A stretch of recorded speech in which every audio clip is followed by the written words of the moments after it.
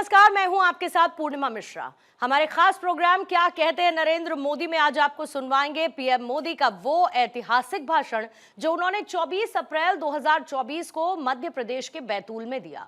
अपने भाषण में प्रधानमंत्री ने कहा कि बैतूल देश की एकता अखंडता के लिए अपने प्राणों की बाजी लगाने वाले आदिवासी वीरों की धरती है, लेकिन कांग्रेस ने कभी आदिवासी समाज के इस योगदान को स्वीकार ही नहीं किया। और ये बीजेपी है जिसने भगवान बिरसा मुंडा के जन्म दिवस को राष्ट्रीय जनजातीय गौरव दिवस घोषित किया। साथियों, बैतूल देश की एकता अखंडता के लिए अपने प्राणों की बाजी लगाने वाले वीरों की धरती है। आदिवासी क्रांतिकारी सरदार गंजन सिंह जी कोरको और सरदार विष्णु सिंह जी गौंड, उनके योगदान को कभी भी भुलाया नहीं जा सकता। लेकिन ये कांग्रेस ने कभी आदिवासी समाज के इस योगदान को स्वीकार ही नहीं किया। ये भाजपा है जिसने भगवान बिरसा मुंडा के जन्म दिवस को राष्ट्रीय जनजातीय गौरव दिवस घोषित किया। भाजपा सरकार में ही लाखों आदिवासी भाइयों बहनों को वन अधिकार का पट्टा दिया गया है। इन 10 वर्षों में पीएम आवास, उज्ज्वला सिलेंडर, बैंक खाते और मुफ्त इलाज जैसे अनेक काम हुए हैं। इन कार्यों ने आदिवासी समाज की हमारी माताओं, बहनों, बेटियों के जीवन से बहुत सी मुश्किलें कम कर दी है। साथियों, अगर सरकार की नीतियां सही हो तो अन्नदाता क्या कर सकता है, ये बैतूल के किसानों ने करके दिखाया है। इस क्षेत्र में रबी और मूंग की फसलों का उत्पादन जिस प्रकार से बढ़ा है, मैं हेलीकॉप्टर से उतर करके यहां पहुंचा, चारों तरफ मूंग मूंग मूंग की बात हो रही है। और यहां भी तोहफा दिया तो मूंग का ही दिया।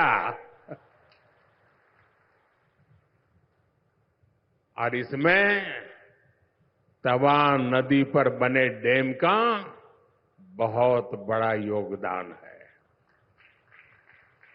हरदा में मोरन गंजाल संयुक्त सिंचाई परियोजना पर भी काम शुरू हो चुका है। आज एमपी के 80 लाख से अधिक किसानों को हमारी सरकार पीएम किसान सम्मान निधि भी दे रही है। बैतूल इंदौर 4 लेन हाईवे जैसी सड़कें भी बैतूल के किसानों और लोगों के लिए कई बड़े अवसर खोल देगी। साथियों, 24 के इस चुनाव ने कांग्रेस पार्टी की कलई देश के सामने खोल कर रख दी है। कांग्रेस का हिडन एजेंडा, खतरनाक हिडन एजेंडा अब खुल करके देश के सामने आ चुका है। सेक्युलरिज्म के नाम पर वोट बैंक की राजनीति करने वाली डोंग करने वाली कांग्रेस ने सामाजिक न्याय की मूलभूत भावना की भी हत्या कर दी है।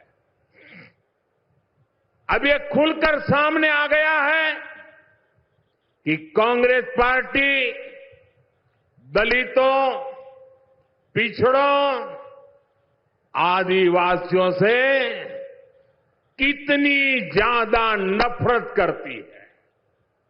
साथियों, आजादी के बाद कांग्रेस का सबसे बड़ा विरोध बाबा साहब आंबेडकर ने किया था। बाबा साहब दूर का देख सकते थे कांग्रेस देश को कैसे पतन के राह पर ले जा रही है, ये बाबा साहब ने उस समय देख लिया था। ये बाबा साहब आंबेडकर ही थे जिन्होंने धर्म के आधार पर आरक्षण दिए जाने का कड़ा विरोध किया था। हमारे संविधान निर्माताओं ने लंबे समय तक इसकी चर्चा की थी, हर प्रकार के दिमाग अप्लाई किए थे और हमारे संविधान निर्माताओं ने मिलकर के धर्म के आधार पर आरक्षण नहीं दे सकते, ये निर्णय किया था। ये हमारे संविधान की मूल भावना थी, लेकिन कांग्रेस के कारनामे वो संविधान की मूल भावना के भी खिलाफ है। लेकिन कांग्रेस हमेशा बाबा साहब के संविधान को मिटाने और एससी, एसटी, ओबीसी के आरक्षण को छीनने की कोशिश करती रही है। कांग्रेस एससी, एसटी, ओबीसी से आरक्षण छीनकर उसे अपने खासम खास प्रिय वोट बैंक को देना चाहती है। जब केंद्र में कांग्रेस की सरकार बनी थी, तब उन्होंने सबसे पहले आंध्र प्रदेश में धर्म आधारित आरक्षण की शुरुआत की थी। लेकिन तब कांग्रेस अपने मंसूबों में पूरी तरह कामयाब नहीं हो पाई थी। लेकिन भाई और बहनों, कांग्रेस पार्टी अभी भी वो खेल खेलना चाहती है, चोरी छुपी से करना चाहती है, पर्दे के पीछे रह करके देशवासियों की आंख में धूल झोंक करके वो खेल खेलना चाहती है। कांग्रेस ने कर्नाटका में, ये जरा मेरे भाई बहन सुन लीजिए बराबर, कैसा पाप किया इन्होंने। कर्नाटका में ओबीसी को जो आरक्षण मिलता है, उस ओबीसी के कोटे से आरक्षण का हिस्सा छीनने के लिए पिछले दरवाजे से चोरी करने के लिए उन्होंने कर्नाटका में जितने मुसलमान हैं, सभी मुसलमानों को ओबीसी बना दिया और ओबीसी के लिए मिला हुआ आरक्षण उसको छीनने का पक्का षड्यंत्र पूरा कर दिया। कांग्रेस की ये हरकत पूरे देश के ओबीसी समाज के लिए खतरे की घंटी है। अपने मैनिफेस्टो में भी कांग्रेस लगातार धर्म आधारित आरक्षण की बात कर रही है। तेलंगाना के कांग्रेस के मुख्यमंत्री ने अभी हाल ही में नाम लेकर कहा है कि वो मुसलमानों को आरक्षण दिलवा कर रहेंगे। साथियों, कांग्रेस अपने वोट बैंक को खुश करने के लिए किसी भी हद तक जा सकती है। अब कांग्रेस ने देश के लोगों की संपत्ति छीनकर उसे भी अपने वोट बैंक को मजबूत करने की तैयारी शुरू की है। अगर किसी के पास एक से ज्यादा गाड़ी, एक से ज्यादा मोटरसाइकिल, एक से ज्यादा घर होगा तो कांग्रेस कहती है कि हम ऐसा कानून बनाएंगे कि आपका जो एक से अधिक है वो कांग्रेस की सरकार छीन लेगी, जब्त कर लेगी। आपका गांव में घर है, अब बच्चे बड़े हो रहे हैं, शहर में एक घर बनवा लिया तो अब कांग्रेस कहती है वो ऐसा कानून लाएंगे, एक ही घर रख सकते हो, दो है तो एक दे दो, ताकि वो अपने खास लोगों को बांटना चाहते हैं। वो कहते हैं एक्सरे करेंगे, एक्सरे देश का, और देश की महिलाओं के पास कितने गहने हैं उसकी भी जांच कराई जाएगी। किस महिला के पास कितना स्त्री धन है उसकी भी जांच कराई जाएगी। मंगलसूत्र कैसे छीन लिया जाए उसकी योजना बनाई जाएगी। ये सब संपत्ति सोना चांदी छीनकर कांग्रेस अपनी वोट बैंक मजबूत करने के खेल खेल रही है। और इस बात का वो कांग्रेस के नेता अपनी रैलियों में खुला ऐलान कर रहे हैं।